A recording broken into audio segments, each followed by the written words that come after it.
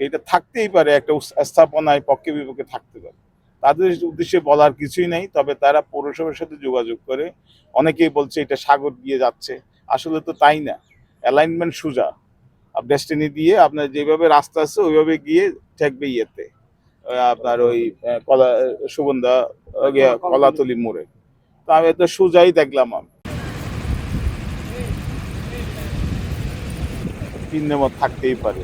এটা ওরা ওদের মতো করে পরিবেশে তো অনেকে আবার দেখা যাচ্ছে যে পক্ষে বলতেছে এটা একটা দৃষ্টিনন্দন রাস্তা হচ্ছে, এখানে প্রোটেক্টিভ ওয়েল হবে, যেটা আমরা জিও ব্যাগ দিয়ে পুরা সাগরটাকে নষ্ট করে ফেলছি জমি বাঁচাতে গিয়ে। এটা অনেকটা আমি দেখেছি 4 মিটার ভিতরে ইয়ে থেকে তুলতেছে প্রোটেক্টিভ ওয়াল।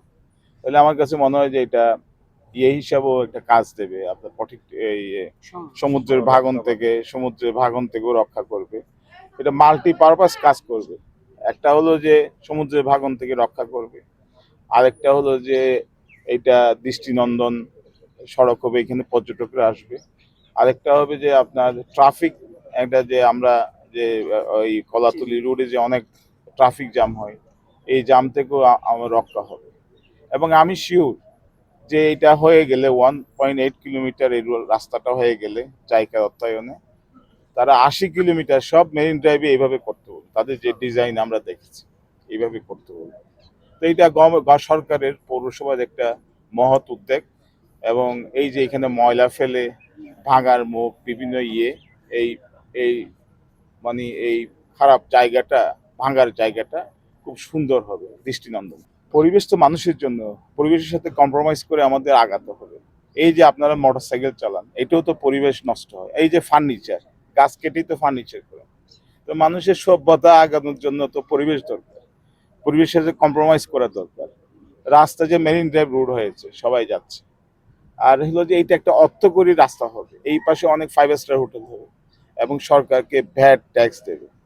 আপনি জানেন যে কক্সবাজারের 400 হোটেলে প্রায় 1800 কোটি টাকার মতো সরকারকে ভ্যাট ট্যাক্স দেয় বছরে।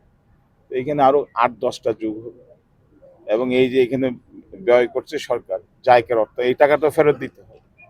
তো এই টাকাটা আমার মনে হয় যে 1.8 কিলোমিটার এই রুটটা, এটা যেমন আপনার পর্যটক হবে, যেমন পর্যটকরা আসবে দেখার জন্য আসবে, এবং এটাকে ঘিরে অনেকগুলা স্থাপনা সৃষ্টি হবে, আপনার 5 স্টার হোটেল সৃষ্টি হবে।